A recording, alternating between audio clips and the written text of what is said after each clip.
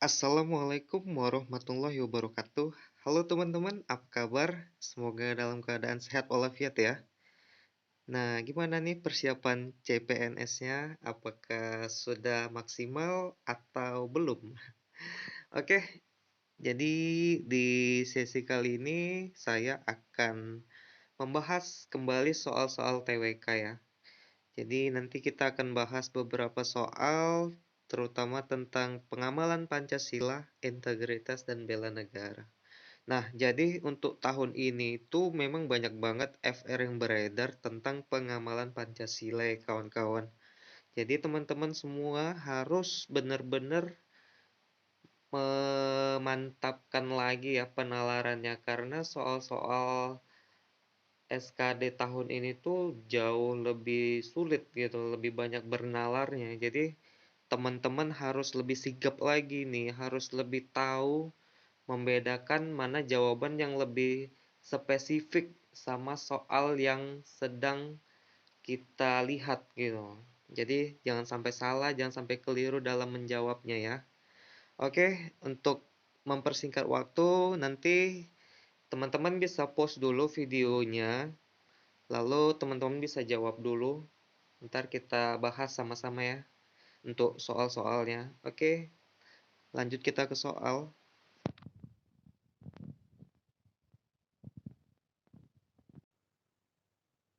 Ya, soal nomor 1.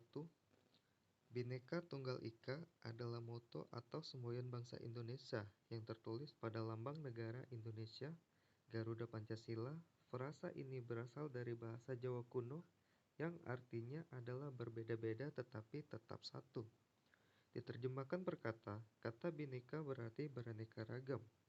Kata neka dalam bahasa Sanskerta berarti macam dan menjadi pembentuk kata aneka dalam bahasa Indonesia. Kata tunggal berarti satu, kata ika berarti itu. Secara harfiah, Bhinneka Tunggal Ika diterjemahkan beraneka satu itu, yang bermakna meskipun beraneka ragam, tetapi pada hakikatnya bangsa Indonesia tetap adalah satu kesatuan. Semboyan ini digunakan untuk menggambarkan persatuan dan kesatuan bangsa dan negara kesatuan Republik Indonesia yang terdiri atas beraneka ragam budaya, bahasa daerah, ras, suku bangsa, agama, dan kepercayaan. Pengamalan Bhinneka Tunggal Ika harus kita terapkan dalam a. Kehidupan bermasyarakat dan bernegara. B. Kehidupan antar masyarakat sesama suku. C. Kehidupan dengan rekan sejawat. D. Hubungan antar rekan kerja. E. Hubungan dengan negara lain. Silakan di-post dulu videonya teman-teman, lalu dijawab ya.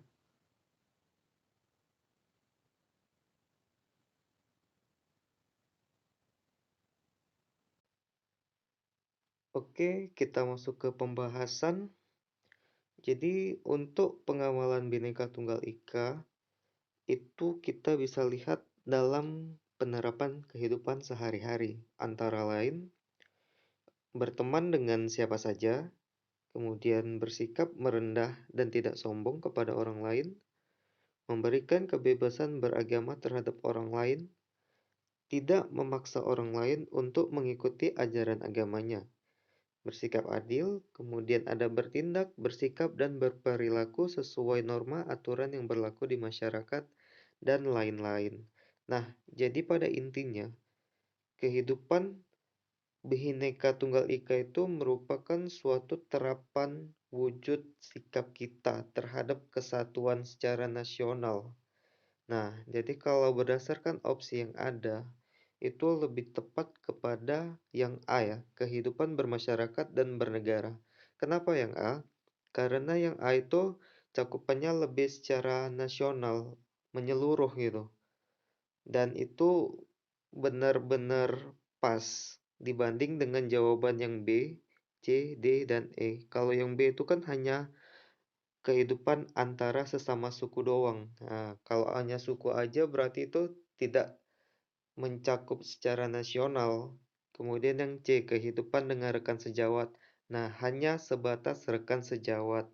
Jadi itu salah. Kemudian yang D, hubungan antar rekan kerja, apalagi yang D. Kemudian yang E, hubungan dengan negara lain. Kalau negara lain itu udah beda ya, udah beda kesatuan gitu. Jadi cakupan yang bagus, yang secara nasional itu yang A, kehidupan bermasyarakat dan bernegara. Oke, lanjut ke soal berikutnya. Oke, lanjut ke soal nomor 2. Kekerasan dalam rumah tangga atau disingkat KDRT adalah tindakan yang dilakukan di dalam rumah tangga baik oleh suami, istri, maupun anak yang berdampak buruk terhadap keutuhan fisik, psikis, dan keharmonisan hubungan sesuai yang termaktub dalam Pasal 1 Undang-Undang Nomor 23 Tahun 2004 tentang penghapusan kekerasan dalam rumah tangga. Kekerasan dalam rumah tangga adalah penyimpangan sila ke A1, B2, C3, D4, atau E5. Silakan di-pause dulu teman-teman, lalu dijawab ya.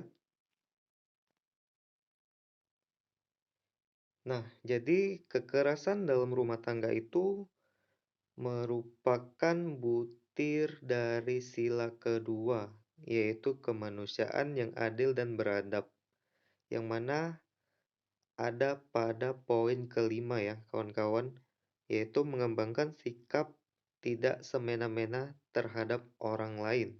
Nah, jadi yang namanya kekerasan itu udah merupakan wujud tindakan yang semena-mena ya teman-teman.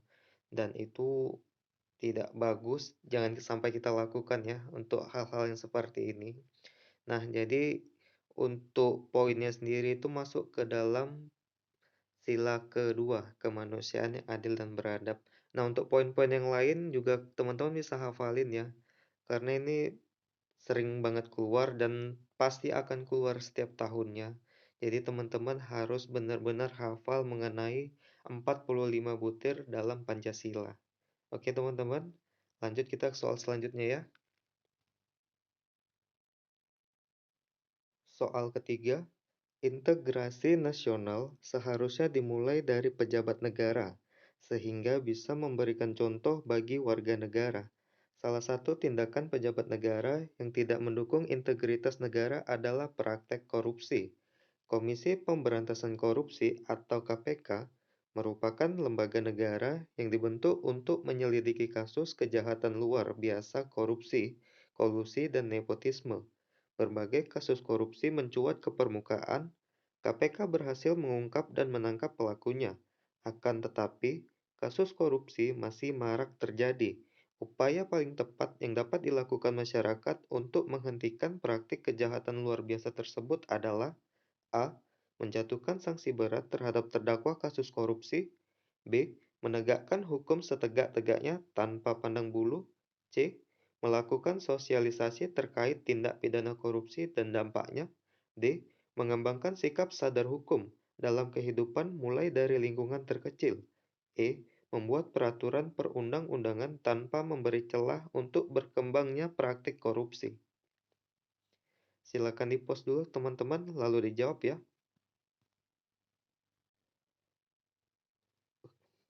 Oke, dalam penjelasan umum Undang-Undang tentang KPK disebutkan bahwa tindak pidana korupsi yang meluas dan sistematis juga merupakan pelanggaran terhadap hak-hak sosial dan hak-hak ekonomi masyarakat.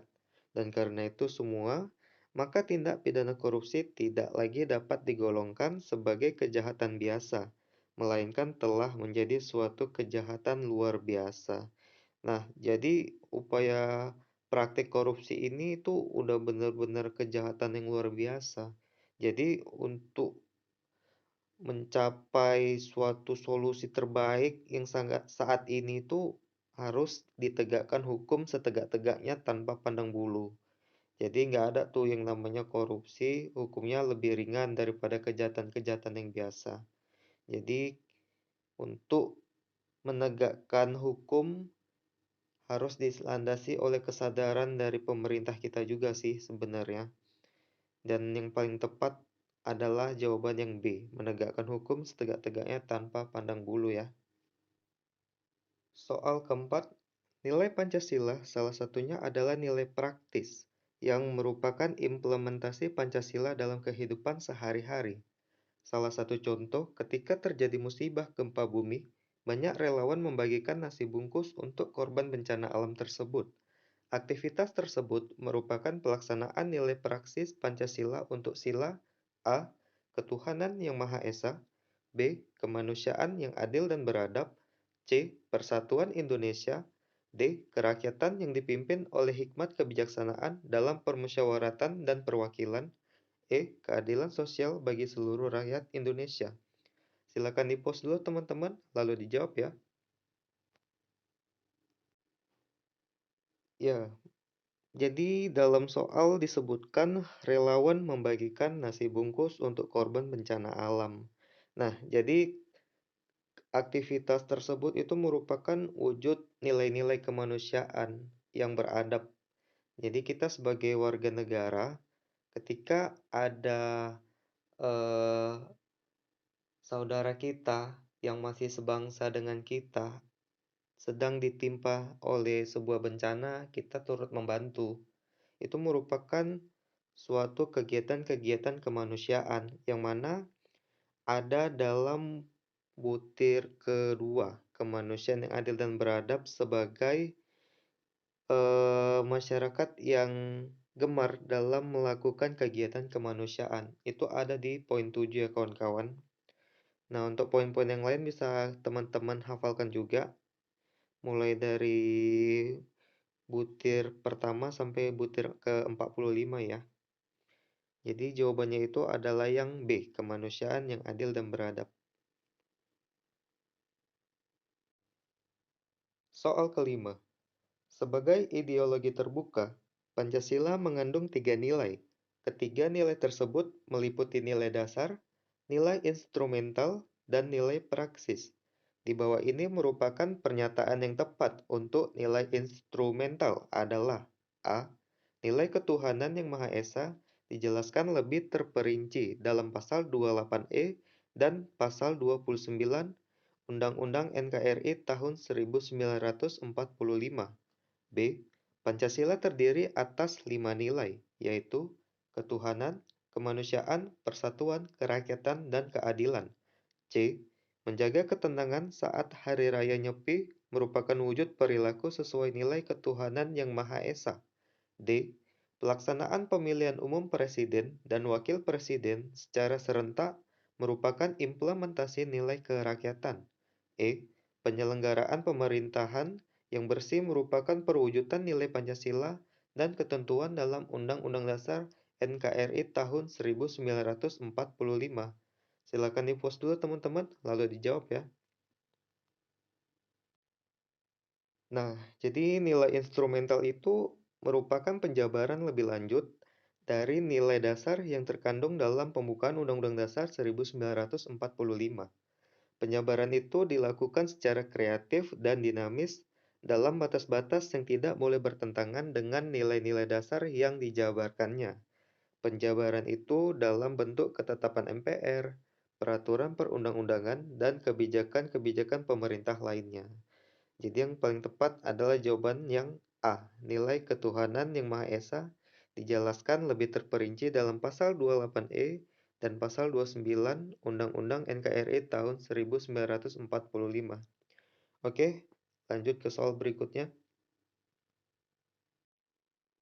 Soal keenam, krisis moneter pernah terjadi di Indonesia pada tahun 1997. Krisis itu memukul perekonomian dan usaha di Indonesia. Diambil dari buku Monetary Policy Strategy 2007 karya Frederick S. Miskin.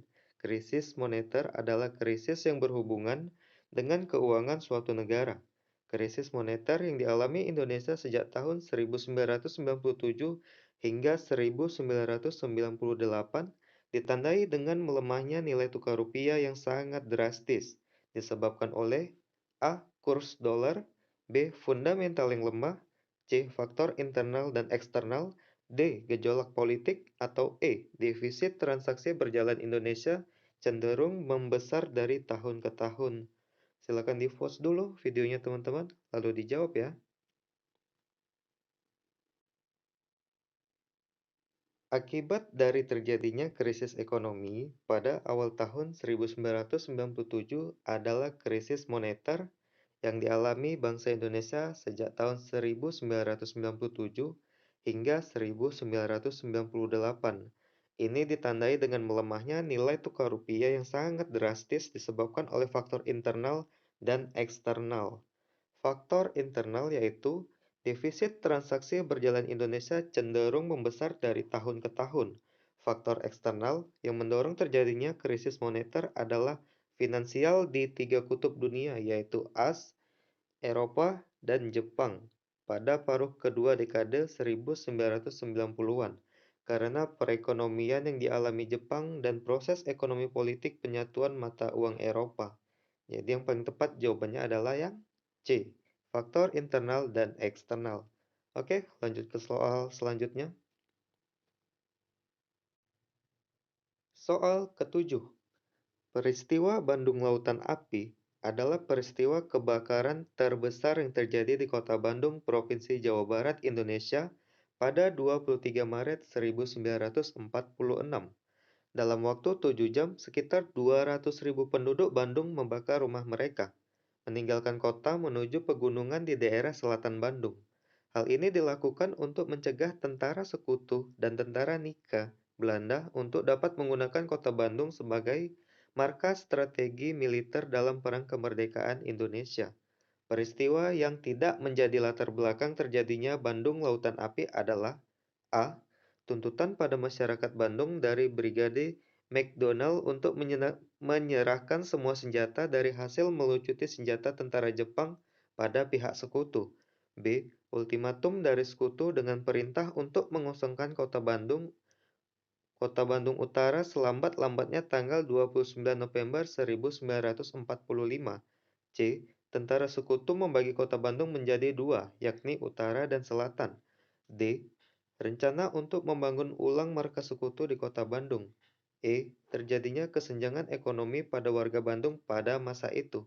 Silakan di-pause dulu teman-teman, lalu dijawab ya. Nah, jadi yang menjadi latar belakang terjadinya peristiwa Bandung Lautan Api itu ada empat ya teman-teman. Yang pertama, tentara sekutu yang datang dan memasuki wilayah daerah Bandung dengan sikap seenaknya dan juga semena-mena terhadap masyarakat Bandung. Yang kedua, tentara sekutu memberikan ultimatum masyarakat dan para pejuang Bandung yang memiliki persenjataan sisa pemerintahan kolonial Jepang untuk dikembalikan ke pihak Belanda. Yang ketiga, tentara sekutu memberikan ultimatum kepada masyarakat yang berada di daerah Bandung Selatan untuk pergi dan mengosongkan daerah tersebut yang dimana diberikan waktu selambat-lambatnya dilakukan pada tanggal 29 November 1945 dengan alasan keamanan untuk masyarakat Bandung. Yang keempat, tentara sekutu yang berada di daerah Bandung melakukan pembatasan wilayah terhadap daerah yang digunakan oleh mereka di daerah Bandung, yang dimana wilayah tersebut bukan wilayah dari tentara sekutu.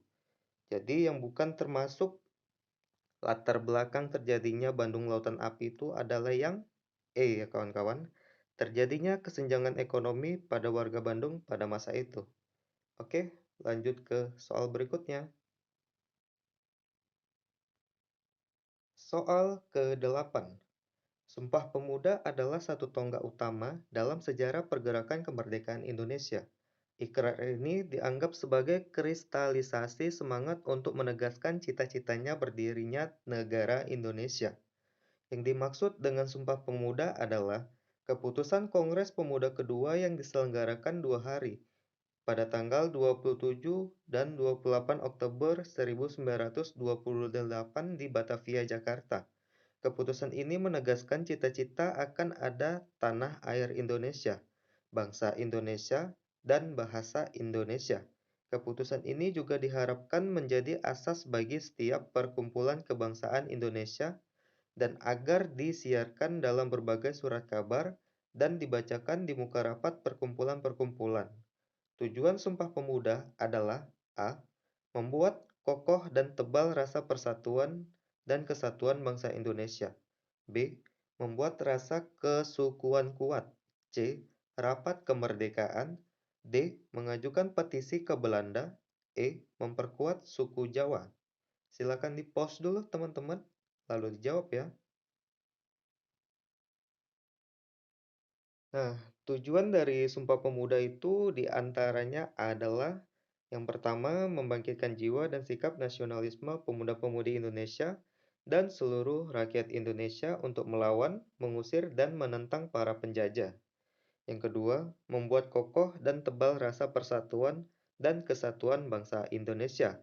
Yang ketiga, memperluas usaha-usaha dan kegiatan agar tercapainya kemerdekaan Indonesia. Yang keempat, menghilangkan rasa kedaerahan yang selalu menjadi penghalang rakyat Indonesia untuk bersatu. Yang kelima, melaksanakan cita-cita untuk mengumpulkan seluruh pemuda Indonesia. Nah, jadi yang termasuk salah satu contohnya itu ada pada poin A ya, teman-teman. Membuat kokoh dan tebal rasa persatuan dan kesatuan bangsa Indonesia. Oke, lanjut ke soal berikutnya. Soal ke-9. Indonesia dan Cina kembali bersih tegang. Kapal Perang Republik Indonesia atau KRI milik TNI Angkatan Laut melepas rentetan tembakan peringatan di perairan Natuna, Laut Cina Selatan, yang salah satunya diklaim Cina. Mengenai kapal nelayan, tindakan tegas TNI ini sesuai dengan pengamalan sila ke A1, B2, C3, D4, atau E5. Silakan di-pause dulu teman-teman, lalu dijawab ya. Nah, jadi tindakan tegas TNI ini masuk kepada butir ketiga ya teman-teman, yaitu Persatuan Indonesia yang ada pada poin ke-2. Sanggup dan rela berkorban untuk kepentingan negara. Nah, jadi konteksnya ini sudah menuju pada satu kekuatan ya, yang mana pembatasan wilayah itu adalah merupakan bagian dari kesatuan Republik Indonesia yang wajib dipertahankan. Dengan apa? Dengan menjaga batas-batas wilayah tersebut. Dan di sini TNI kita ini wajib untuk menjaga pembatasan daerah tersebut dari pengaruh ataupun klaim dari pihak negara lain. Nah, jadi itu merupakan wujud dari persatuan Indonesia. Untuk poin-poin yang lainnya, pada butir pengamalan sila ketiga itu juga ada yang pertama, mampu menempatkan persatuan, kesatuan, serta kepentingan dan keselamatan bangsa. Kemudian ada poin ketiga, mengembangkan rasa cinta kepada tanah air dan bangsa. Yang keempat, mengembangkan rasa kebanggaan, berkebangsaan, dan bertanah air Indonesia. Yang kelima, memelihara ketertiban dunia yang berdasarkan kemerdekaan, perdamaian abadi, dan keadilan sosial. Yang keenam, mengembangkan persatuan Indonesia atas dasar Bhinneka Tunggal Ika. Yang ketujuh, memajukan pergaulan demi persatuan dan kesatuan bangsa. Oke, lanjut ke soal yang terakhir. Soal ke-10, tokoh yang mengusulkan agar yang menandatangani naskah proklamasi cukup Soekarno dan Hatta atas nama bangsa Indonesia adalah A. B. M. Diah, B. Ahmad Subarjo, C. Chairul Saleh, D. Soekarni, ataukah E. Sayuti Melik. Silakan nih. Oke, pembahasannya adalah Soekarni yang berasal dari golongan muda, berpendapat bahwa yang menandatangani teks proklamasi tidak harus semua orang yang berada di rapat penyusunan teks proklamasi. Maka Soekarni mengusulkan agar ditandatangani oleh Soekarno-Hatta. Jadi, yang mengusulkan adalah yang D ya, teman-teman, Soekarni. Oke, demikianlah dulu soal-soal yang udah kita bahas. Semoga dapat menambah wawasan untuk teman-teman semua. Dan jangan lupa ya, untuk selalu dukung channel ini dengan cara klik subscribe dan komen, like-nya juga agar bisa terus membangun untuk pendidikan yang lebih baik. Oke, wassalamualaikum warahmatullahi wabarakatuh. Selamat berjuang untuk jadi CPNS 2021.